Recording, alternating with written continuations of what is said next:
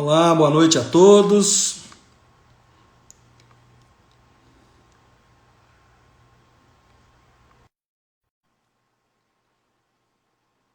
Mariana Ornelas, como vai você? Davi, Amanda, Vilarinho, Gustavo. Olá, querida Edna. Olá, tudo bem? Que alegria te ver de novo. Pois é, cá estamos. Cá Para quem não, estamos. para quem não fazia nenhuma, estou fazendo uma por semana. Pois é, olha que legal. Verdade. Essa pandemia, a gente pode falar o que quiser dela, mas ela trouxe alguns presentes, Com né? certeza. E um deles foi esse encontro nosso. É O verdade. segundo. O segundo na verdade, a educação demora bastante, é papo para muito tempo, não é? É papo Papo para para muito muitas tempo. horas. É E a verdade. verdade é que, se tudo correr do jeito que nós estamos falando, depois da live de hoje, nós vamos marcar um grande debate da educação na plataforma Zoom, não é isso? Seria ótimo. Tem pessoas ótimas que poderiam participar, fazer uma grande mesa redonda, não é? Eu acho que ia ser Isso, muito bom. eu acho que Pessoas sim. que são da área. Nós vamos combinar isso em breve. Eu Sim, vou em deixar breve. você descansar uma semana e depois aproveitar que nós estamos em julho, né, e deixar você tirar uma semana de férias. Com certeza. Mas, de repente, é isso mesmo. Vai ser excelente. Tem pessoas ótimas que eu conheço, que gostam dessa área, que pesquisam, que entendem, que lutam pela educação. Então, eu acho que essas pessoas têm que ser ouvidas, né? Claro, claro. Eu não sei se você reparou nesses dias uma coisa que eu tenho reparado muito.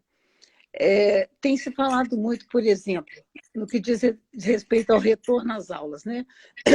Fala-se muito nos médicos, no que os especialistas acham, no que os educadores estão pensando, no que as famílias estão pensando, mas ninguém fala no que os professores estão pensando, não é? Pois é. Então, Eu ninguém estou com ouve. uma pesquisa aqui para poder te contar o que os professores estão pensando. Eu estou com uma pesquisa aqui que foi feita no Brasil que vai te dar essas informações. Então, ótimo, ótimo, bom para a gente poder conversar. Isso. Bom, para quem já está nos assistindo aqui, boa noite, muito obrigado por estarem nessa segunda live de educação. A professora e educadora Edna Roriz está nos dando o prazer de falar conosco aí pela segunda vez consecutiva. Então, isso é muito importante, como vocês ouviram aí, em breve nós faremos um grande debate sobre a educação e com isso a gente vai poder discutir ou continuar discutindo esse assunto tão caro para todos nós, porque a gente sabe que sem professor ninguém vai a lugar algum. É ou não é, Ed? Com certeza.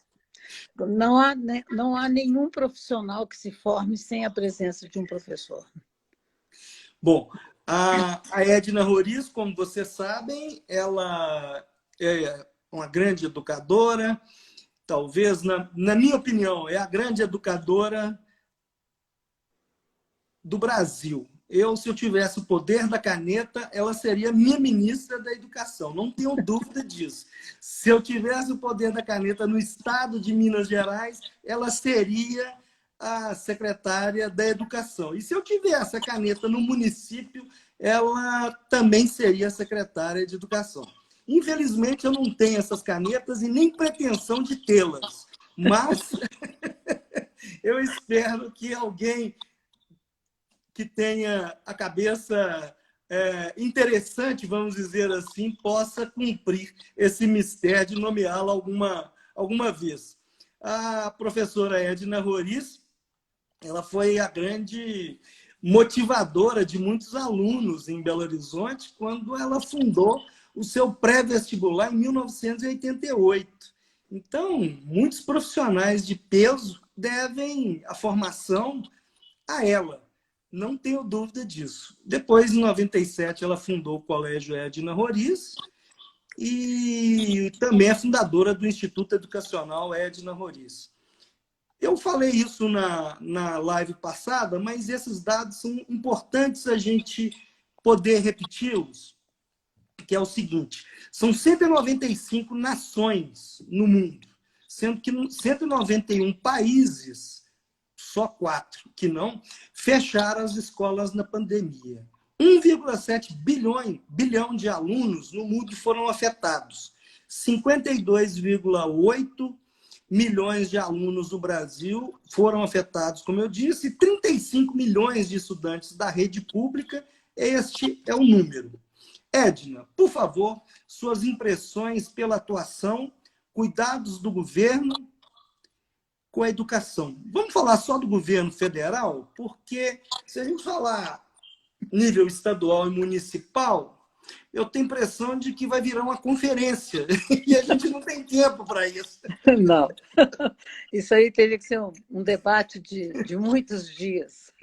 Exatamente. Na verdade, principalmente porque as políticas municipais e estaduais são muito específicas, né, num país tão grande. Agora, o que a gente tem sentido mais falta nos últimos tempos é uma política de Estado na educação. Isso é uma coisa que eu venho dizendo sempre. A gente tem políticas de governo e que, quando acabam os 4 anos no governo, essas políticas deixam de existir porque as pessoas vêm e não conseguem ter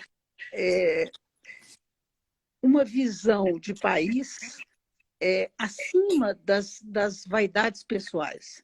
Então, eu acho que as pessoas acabam tendo políticas de um governo e não políticas de Estado.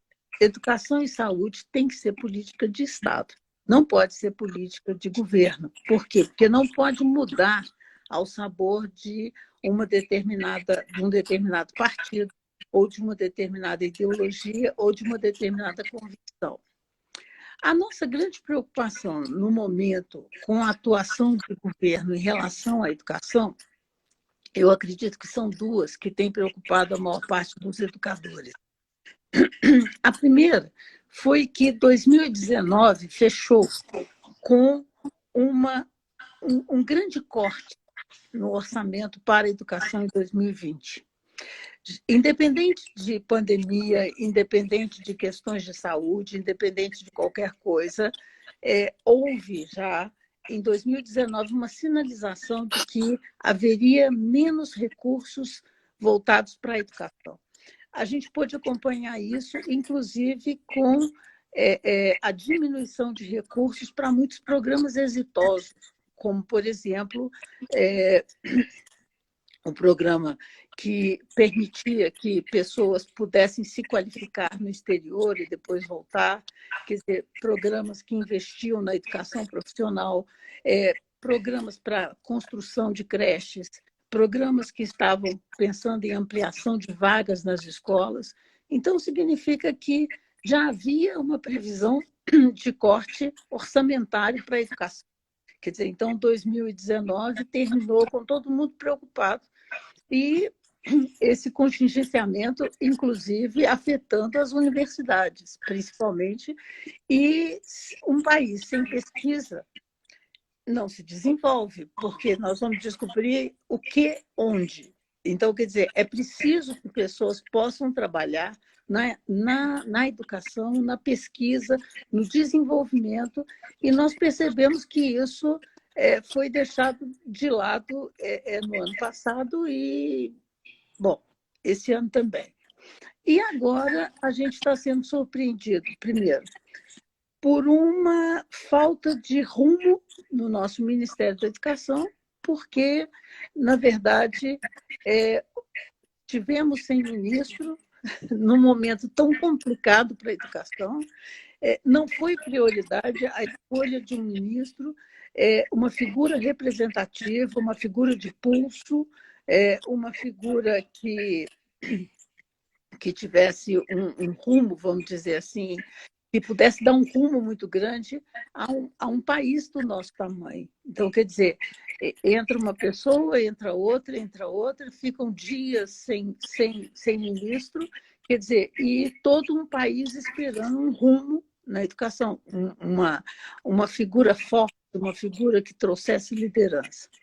E agora, nesses dias, hoje, inclusive, foi um dia muito quente nisso, porque estão querendo tirar, esse ano termina, né, a vigência do Fundeb, e Sim. estão justamente falando em pular 2021 e voltar com ele em 2022, no momento em que nós sabemos que as escolas não só já precisavam de recursos para o básico do básico, quer dizer, porque tem escolas que não têm instalações adequadas, não têm instalações sanitárias adequadas, não tem material didático adequado, que o professor muitas vezes tem que levar as coisas de casa para a escola.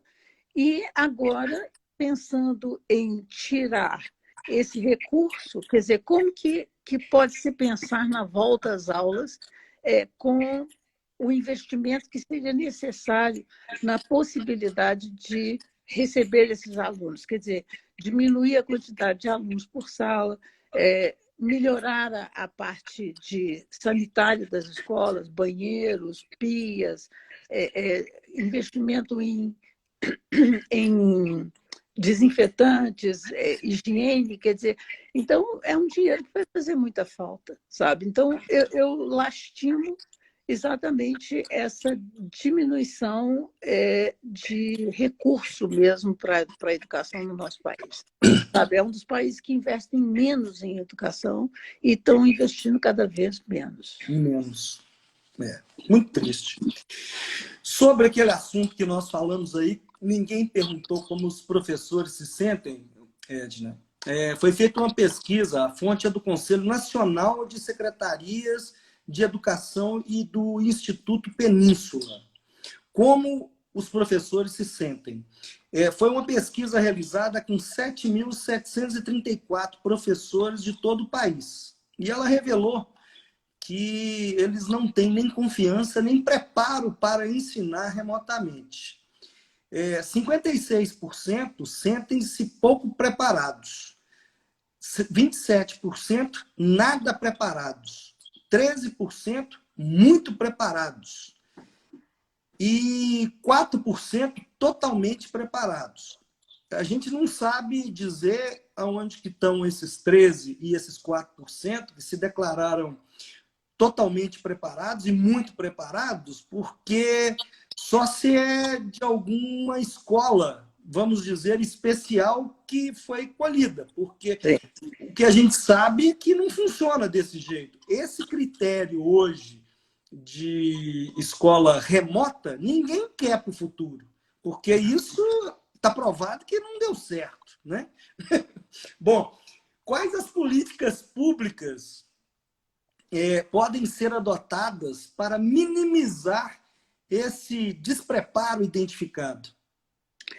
Olha, na verdade, eu acho que nós tínhamos que mudar um conceito que é um conceito que prevalece não só enquanto profissional de educação, mas em muitos.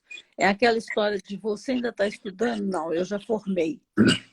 Eu acho que é preciso que a gente tenha políticas que sejam políticas de incentivo à contínua formação, ao contínuo preparo do profissional, inclusive o profissional de educação. Por quê? Porque nós não podemos dizer que medidas que nós tomamos foram medidas emergenciais, medidas para poder diminuir um mal maior, que isso tenha sido um avanço tecnológico. Porque, na verdade, nada que se faz... por exemplo, eu vi outro dia alguém dando um exemplo assim, que em alguns hospitais, os médicos, na ausência de equipamentos de segurança, para quem está na linha de frente do combate ao Covid, eles estavam usando sacos de lixo para proteção. Como se fosse avental.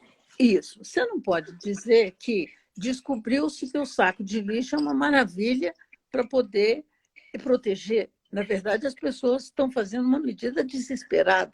Quer dizer, é uma medida que não tem recurso, então usa-se essa.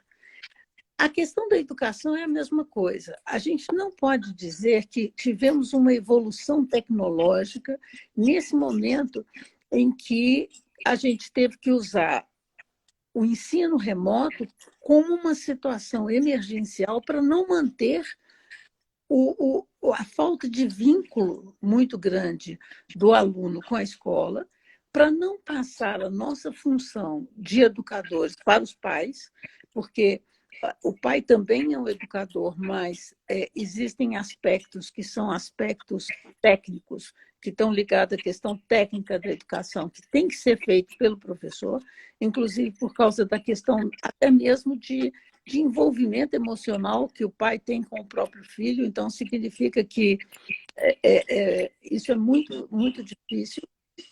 E eu acho que o professor tem sido deixado de lado quando não há incentivo, nem para que ele permaneça na função docente, quer dizer, na carreira docente, ele não tem esse grande incentivo, porque você observa muitas vezes que as pessoas se formam em algumas coisas e ficam dando aula enquanto esperam coisa melhor. Então, eu já encontrei na vida muita gente que estava ali enquanto não parecia uma coisa melhor para fazer. Então, significa que... É tristeza, né? Isso é uma falta de política de governo mesmo, sabe? Então, quer dizer, que seria uma política de valorização desse profissional, uma política de valorização de quem procurasse a carreira docente. Hoje você...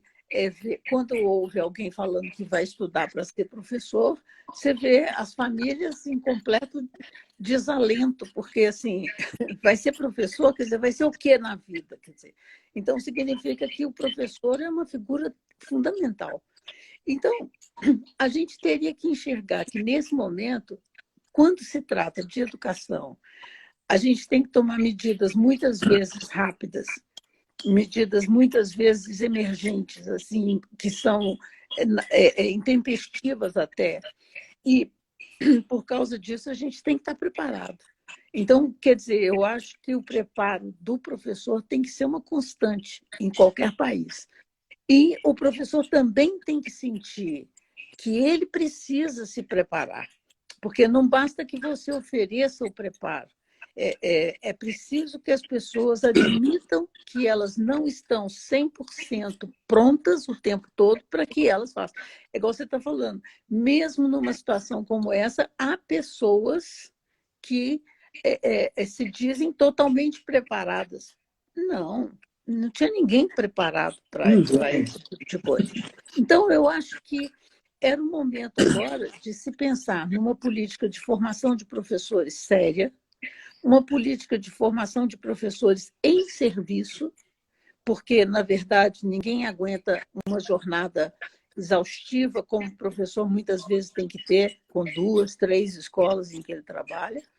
E é preciso uma política de valorização, não só da autoestima do professor, mas isso refletindo em salários dignos, salário de direito. E uma defesa constante e persistente de que a educação pública, laica, de qualidade, tem que ser uma política do país para que ele possa crescer, para que ele possa desenvolver. Então, eu acho que, nesse momento, a gente sente falta de o professor estar constantemente renovando, o professor está constantemente se preparando, o professor está constantemente, vamos dizer assim, imbuído, sabe, assim, de todo um espírito de vamos aprender sempre, vamos melhorar sempre, quer dizer, porque ele não vê motivação, inclusive, para melhorar. Ele não vê motivação para poder sair de um patamar em que ele está. Então, é preciso que esse incentivo exista. Né? Então, eu acredito que a gente, talvez seja um dos aprendizados que a gente deveria ter nesse momento, seria esse. O Edna, a Amanda Vilarinho, minha amiga, advogada, está aqui. Ela fez, na realidade, duas perguntas. Quais os rumos da educação no Brasil de reformulação de como é a sala de aula atual? E aí a gente entra com a própria capacitação dos professores dentro desse ensino híbrido de qualidade, que são as aulas presenciais e online, que parece que vai ser o futuro. É isso mesmo? Sim. Na verdade, nós temos que levar em consideração que não sabemos quanto tempo nós vamos ter que ficar nesse... abre um espaço, depois fecha um pouco, depois tem uma flexibilização, depois fecha, porque ninguém sabe qual vai ser o comportamento, vamos dizer assim, desse vírus pós esse momento que nós estamos vivendo agora. As pessoas falam que pode haver uma nova onda, pode ser que a gente tenha 2, 3 anos para frente com situações de crescimento de infecção, não se sabe se reinfecta, se não reinfecta. Então, nesse momento, eu acho que nós temos que pensar com bastante pé no chão. Ou seja, primeiro, não vai ser possível que as escolas, como elas são, que elas possam ter todos os seus alunos presencialmente. Nós estamos conversando sobre um país em que o número de alunos em sala de aula não é limitado.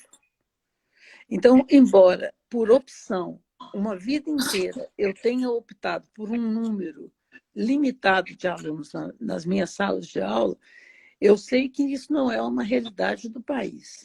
E não é uma realidade porque faltam escolas ou porque não tem... É um recurso emergencial para uma comunidade mais carente, então vamos colocar uma sala aqui com 40, com 50, porque falta professor, essas coisas. Não se trata disso. Se trata justamente de escolas privadas, muitas vezes, que têm um volume muito grande de alunos em sala de aula.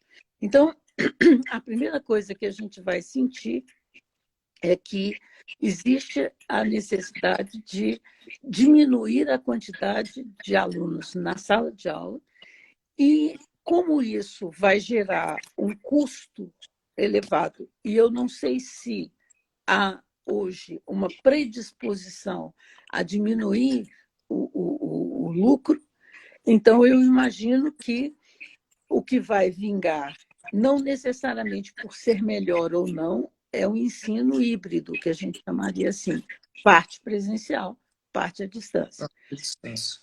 Não é o desejável, mas é o que é possível.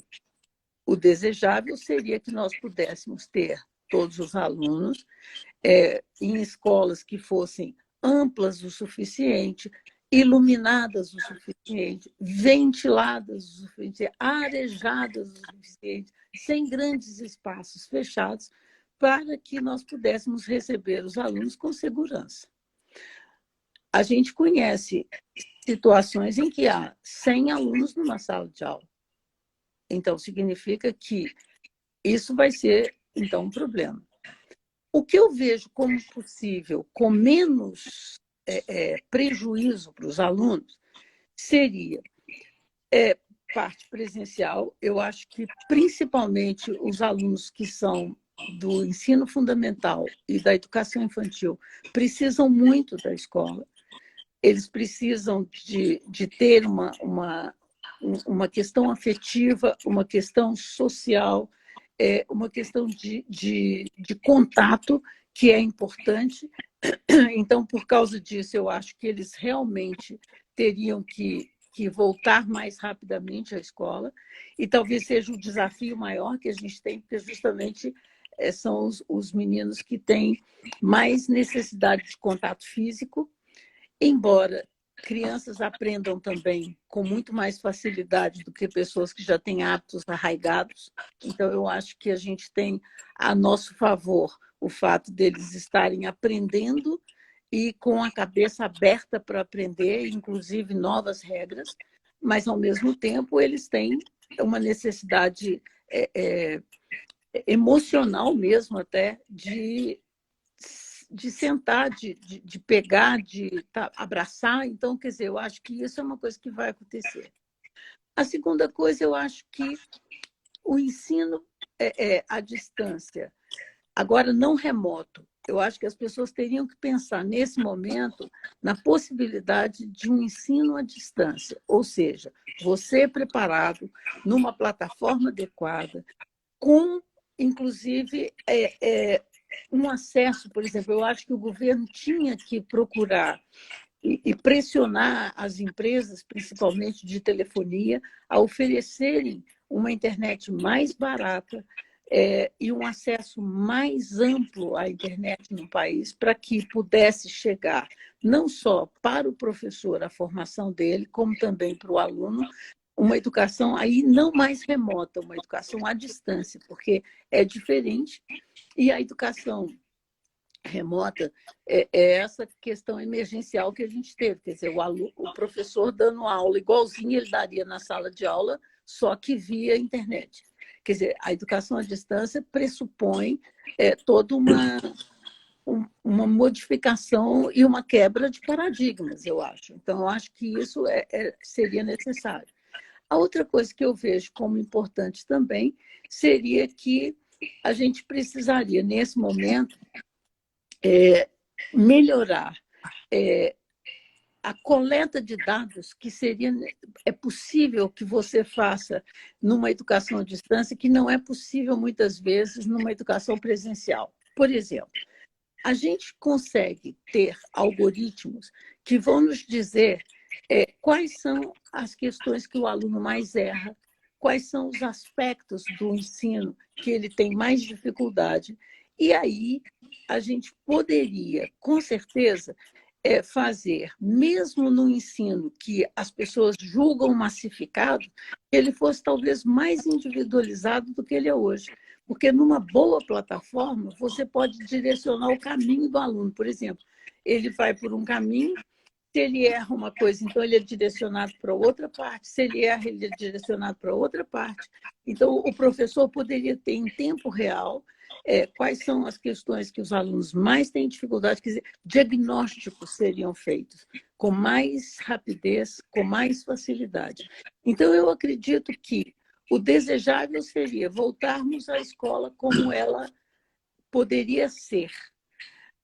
Mas, na impossibilidade disso por esse ano ou pelos próximos anos que virão, então, tomar isso como uma questão séria. Então, vamos melhorar esse ensino. Ao invés de remoto de emergência, vamos fazê-lo ser um ensino à distância de qualidade. Vamos aproveitar os dados que podem ser coletados e vamos individualizar esse ensino.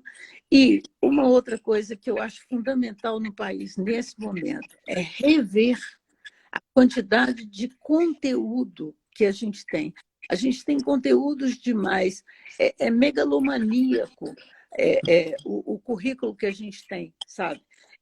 Era preferível que você focasse em alunos que soubessem ler e escrever bem, fazer contas e ter um bom raciocínio lógico, do que, sabe, ficar assim, delirando com um monte de assuntos que, inclusive, passam a ser fins em si mesmo, quando, na verdade, o conteúdo que o professor transmite para o aluno ou que ele deveria construir com o aluno, ele não pode ser em grande volume e nem pode ser feito de uma maneira tão fora do cotidiano de cada um.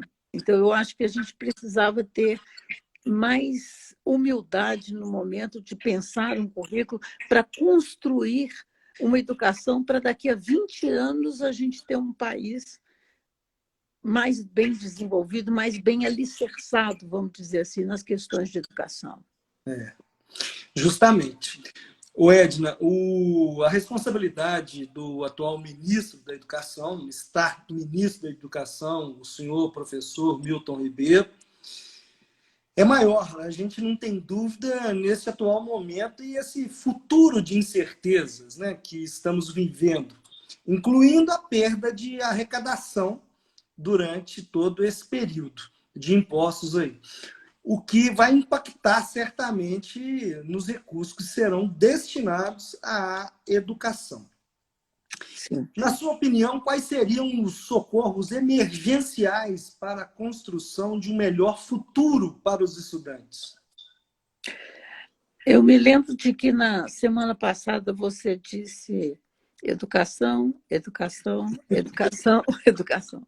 Então, hoje eu vou parodiar e te dizer que formação de professor, formação de professor, formação de professor, formação de professor, formação de professor e depois formação de Seu professor. professor. É a primeira coisa que a gente teria que fazer, é formar o professor e criar um processo de formação diferente. É claro que o processo de educação, de formação do professor, ele passa por um aspecto teórico, mas ele precisava também ser mais prático. Eu acho que aquela falácia de você ir lá assistir 2, 3 aulas e levar isso como sendo um estágio que você fez, isso não é estágio. A gente hoje, eu sei porque recebo muitos estagiários, sempre tive a escola muito aberta aos estagiários da área de educação, de licenciatura, e a gente vê que eles são orientados pela universidade só a assistirem aulas. Quer dizer, eles precisavam de não só assistir às aulas, mas dialogar com o professor, dialogar com aquela comunidade em que ele está inserido. Não, ele vai lá, assiste às aulas, faz as anotações que tem e vai embora. Então, significa que é preciso que primeiro se forme o professor antes de pensar numa educação de qualidade, porque uma educação de qualidade precisa do professor. O professor não é uma peça descartável, ele é fundamental porque, como eu te disse, as universidades estão muito preocupadas em ensinar ao professor como transmitir conhecimento, quando, na verdade, hoje, com o volume de informações que nós temos, é preciso que os professores construam o conhecimento junto com o aluno para que ele possa fazê-lo no futuro de maneira autônoma. Porque se hoje você só transmite o conhecimento para o aluno, significa que daqui a 1 ano ele precisa de você, daqui a 2 anos ele precisa de você, daqui a 3 anos ele precisa de você. Quer dizer, não existe autonomia. E onde não existe autonomia, não existe formação. A formação do indivíduo não é a gente que produz nele.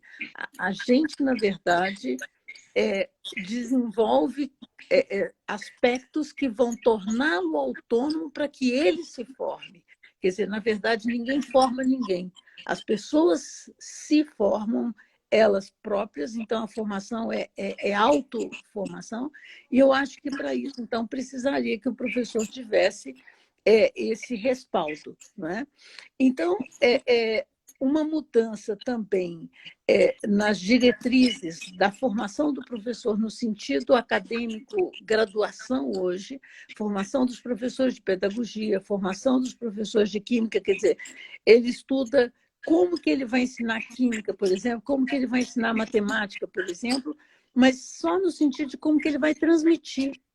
Então, ele recebe alguma coisa e transmite, mas ele não constrói. E hoje o aluno não quer mais transmissão pura e simples, ele quer uma construção de saberes, porque ele também quer ser protagonista do processo. Não é?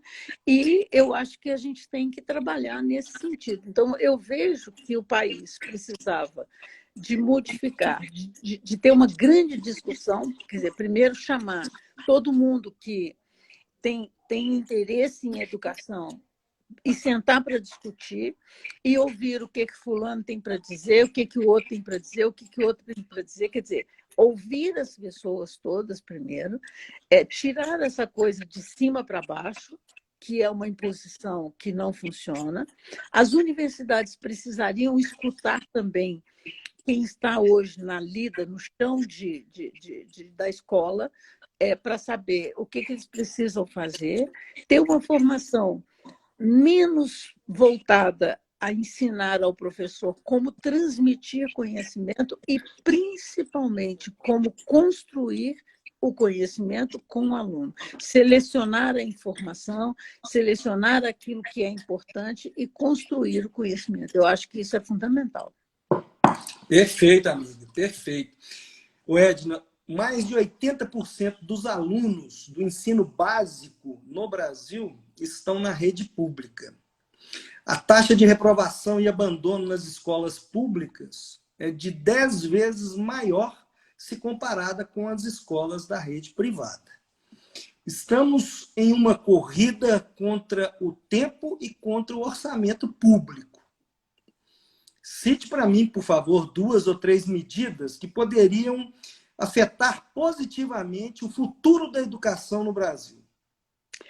Olha, se nós conseguíssemos diminuir a reprovação, que é o grande motivador para a evasão escolar.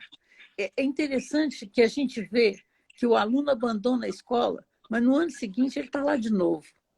E eu fico pensando que quando você deixa uma escola, por exemplo, o caminho mais difícil que você escolhe é voltar para a escola. Então, a nossa escola é uma escola excludente. Então, onde já virou praxe no ensino privado você ficar com os melhores no que diz respeito à questão acadêmica e não a questão de conduta e não a questão de caráter, mas uma questão acadêmica. Então, você hoje tem uma preferência, né?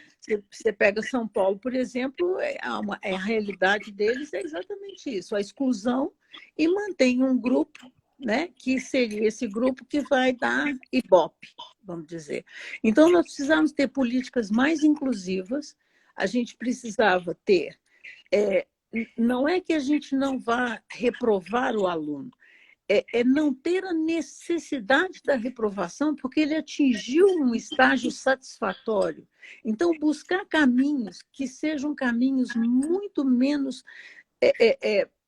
profícuos para todo mundo, que você simplesmente diz, aqui você não cabe, vai embora, e, sabe, isso é uma coisa que você tem que fazer. Quer dizer, a gente tem hoje uma realidade que alunos que estão no 3º ano do ensino fundamental, 55% deles são analfabetos, não sabem ler, não sabem escrever, já no 3º ano do ensino fundamental. Eu disse outro dia e repito, nós temos, quando o aluno chega no ensino médio, que já é uma coisa difícil. Uma vitória, né? Uma vitória. Nós vamos estudar e ver que 9 em cada 100 deles sai com um conhecimento razoável de matemática. Quer dizer, então, e sem saber ler e interpretar um texto. Então, significa que a primeira situação que a gente tem que entender é que a escola tem que ser inclusiva. Inclusiva no sentido de que nós temos que medir a qualidade das escolas, sim, mas nós não tínhamos que ranquear escolas, porque uma boa educação não se faz com ranking, sabe? Então, a questão do ranquear escolas torna a escola muito perversa. Então, e isso tem que ser uma política do próprio governo. O governo deveria ter uma política de vamos avaliar escolas, sim, para que elas possam saber onde são seus pontos fracos, onde são seus pontos mais deficientes e corrigir a partir dali. Mas não dizer que a melhor escola é a escola que tem notas mais altas aqui ou ali, em testes nacionais, seja o Enem, seja qualquer coisa. Por quê? Porque ao invés de pegar todo mundo e torná-los bons, é mais fácil, mais barato você mandar os ruins embora e ficar com os bons. E aí você tem todo um tipo de jogo que se faz com 2 CNPJs, com uma escola para um lado, uma escola para os melhores, uma escola para os piores. Então, quer dizer, isso não é possível. Segundo, encarar que a maioria da população vai depender da escola pública, sim. Então, ela tem que ser de qualidade. Então, não é porque você pode ter uma meia dúzia de pessoas pagando a escola que você vai esquecer que 80% da sua população vai depender do ensino público. Então, todos nós temos que lutar por uma escola pública de qualidade. Por quê? Porque é o desenvolvimento do país em que eu vou viver. Se hoje eu tenho uma escola privada e se eu só defender a escola privada, quer dizer, de que adianta? Nós vamos continuar vivendo num país onde o aprendizado é medíocre, onde o desenvolvimento não vai se dar e a gente vai ficando para trás e para trás e para trás. Quer dizer, nós já perdemos o trem da história, já perdemos a hora. Então, eu acho que, de qualquer forma, a gente precisaria de ter, então, uma política inclusiva, porque senão, e se nós continuarmos ranqueando as escolas vão deixar de incluir as pessoas. Então, eu acho que precisávamos disso, de ter essa inclusão, de buscar saber quais são os caminhos que te levam à aprovação, sem ser uma aprovação automática. Não se resolve aprovando automaticamente, porque não pode dar bomba. Hoje eu estava lendo que em São Paulo já se fala que na rede municipal os alunos serão automaticamente aprovados. Quer dizer, não é isso. É você criar uma estrutura de aprovação que seja condizente com o momento que nós estamos vivendo, estabelecer uma meta até onde se deve aprender e o que se deve aprender, e, a partir dali, fazer com que isso seja realidade. E, nos próximos anos, você vai compensando. Educação é processual, demora um tempo, então, quer dizer, você pode ir levando essas coisas com mais tempo. Né? Então, eu acredito que, dessa forma, eu acho que o país tem uma chance, sabe? Então, assim, ele tem uma chance. Agora, todos nós, como cidadãos, temos que fazer com que a escola pública seja valorizada e seja de tão boa qualidade quanto uma escola privada.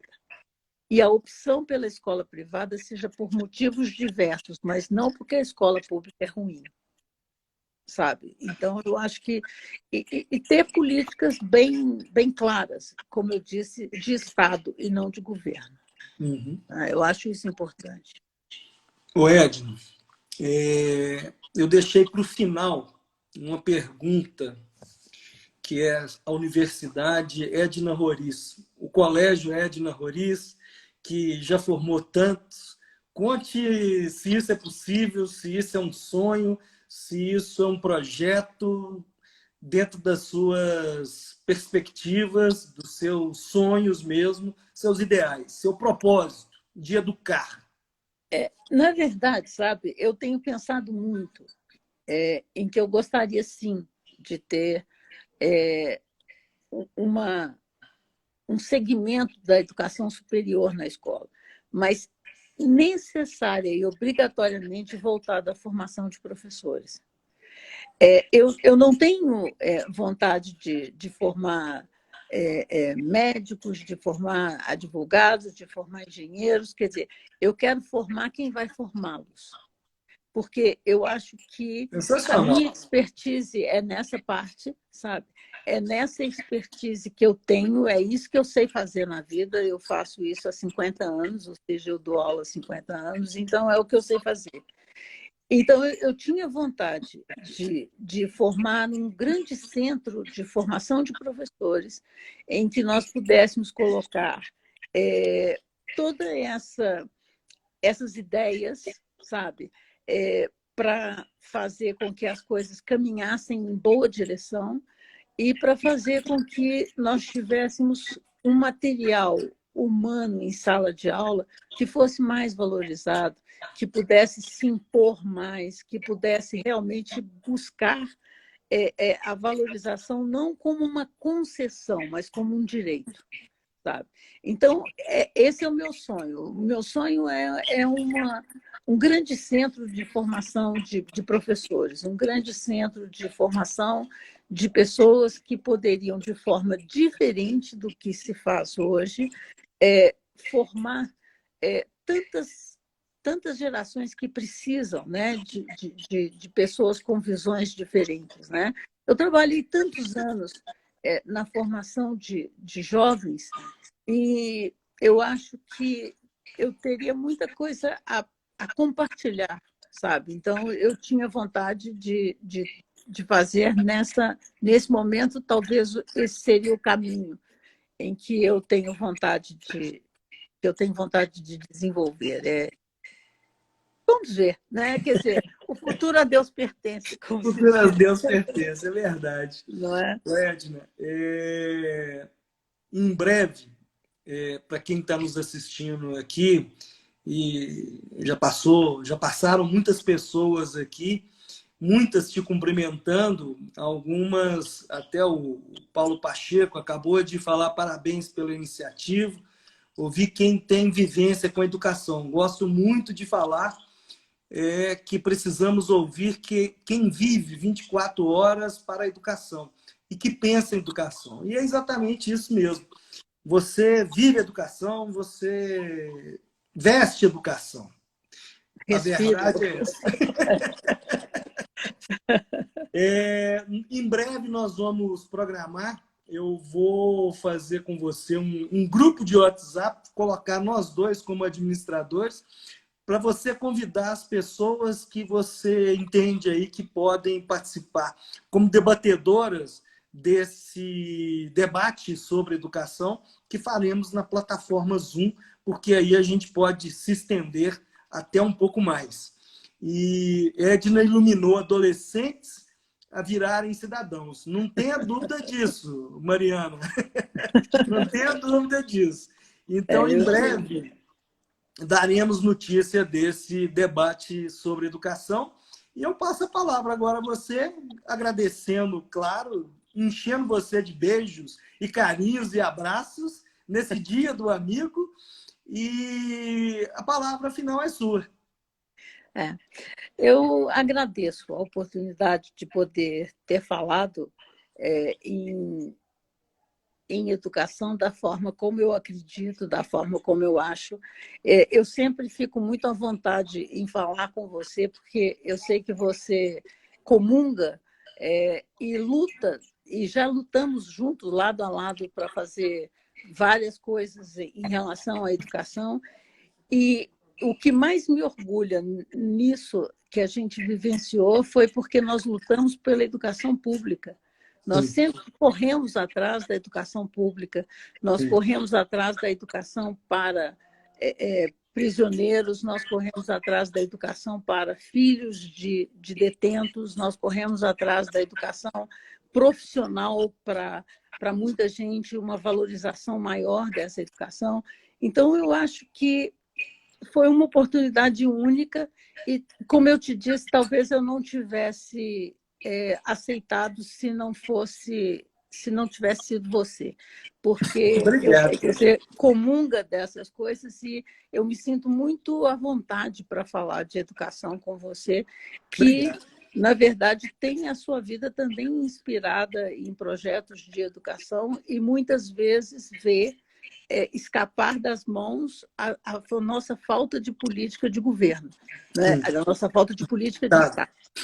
Então, eu acho que essa seria uma das coisas mais importantes. Segundo, nenhum de nós, e eu acho que todos nós que trabalhamos com a possibilidade daqueles que têm uma facilidade a mais financeira para poder ter uma escola do jeito que deseja ou que tenha padrões específicos que ela deseja, eu acho que todos nós deveríamos lutar para a educação pública ser melhor, para que esse país seja melhor, para que a gente possa viver melhor nesse país. Eu acho que discussões como essa, como a nossa reivindicação de pessoas de qualidade à frente da educação do país, a defesa, né, como eu disse antes, do Fundeb, eu acho importantíssimo para o país. Nós não podemos ter, nesse momento, nenhum retrocesso nesse aspecto, né? E eu acho que a gente não pode, inclusive, tornar a educação, principalmente a educação básica, como uma educação paga. Eu acho que a educação ela tem que ser gratuita, como um direito da Constituição, um direito do cidadão, em qualquer lugar do mundo, ter direito a uma educação que seria uma educação laica, de qualidade, pública. Então, eu acho que essa é uma defesa que a gente tem que ter, porque a educação privada ela alcança muito poucas pessoas no país. Então, eu acho que como um alicerce do país, a defesa da educação e a defesa da saúde, para todo mundo, sabe? Eu acho que, da mesma forma como a gente defende um SUS, que é importantíssimo para a saúde do país, nós temos que defender cada escola pública que a gente tenha, trabalhar para que ela seja inclusiva, para que ela seja uma escola que torna melhores as pessoas e não exclui os piores, mas procura melhorar os que estão ali, dentro das possibilidades de cada um, dentro da realidade que cada um pode ter. E eu acho que isso é de todo o meu coração o que eu acho mais importante, sabe? Assim, e é o que nós nos conhecemos fazendo, né? Nós nos conhecemos fazendo mais, fazendo essas coisas, né? E quanta dificuldade nós encontramos, né? Oh, oh. Se a gente pudesse falar, né? A gente não pode. Mas como foi difícil, né? Quer dizer, então a gente vê não que é isso não é um desejo. Não, não é fácil, não é fácil, né, Edna? Não é fácil. Não é mesmo. E deixar mesmo assim, que o professor possa levar o aluno nesse caminho mais crítico, não é? Sem criticidade nenhuma, a gente não consegue fazer com que o país seja melhor. Quer dizer, então nós precisamos disso e investir na educação básica, sabe? Eu acho que a educação superior é importante, mas ela já teve bastante incentivo nesses últimos anos e não necessariamente para as escolas públicas, né? Ao contrário. Então, eu acho que investir na educação básica é fundamental para o país, sabe? Então, eu luto por isso e faço a minha parte, não é? Porque eu não só trabalho com as pessoas que podem pagar a escola que eu dirijo, mas eu tenho um volume de alunos que não podem pagar e lá estudam, e independente se eles vão me dar ou não números favoráveis. Eu acho que isso é uma parte importante, né, do papel de cada educador. Se cada um fizesse um pedacinho, não é, a gente poderia fazer isso. Agora, trazer os alunos para a escola não atinge a grande maioria. Defender, sim, uma escola que possa receber todas as pessoas, isso seria grandioso. Eu acho que isso que o país precisa fazer. Muito obrigado, querido. De nada. Que Deus lhe abençoe, que lhe dê saúde e fé para continuar nessa jornada sua, viu?